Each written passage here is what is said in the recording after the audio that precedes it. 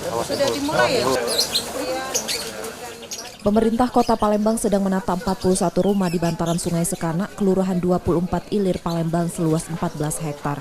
Rumah warga yang mendapat bantuan program ini sebesar 17,5 juta rupiah dengan syarat tanah dan rumah milik sendiri. Penataan kawasan 24 Ilir itu merupakan bantuan pembangunan di 4 kawasan dari Kementerian PUPR.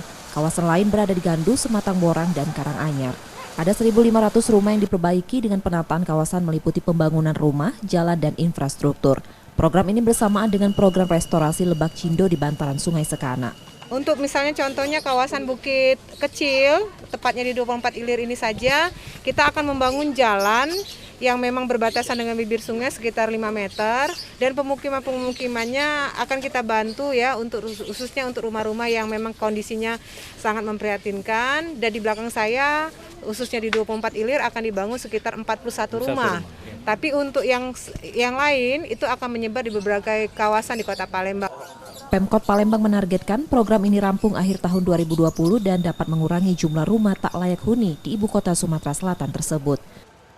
Rizky Nurmizan, Kompas TV Palembang, Sumatera Selatan.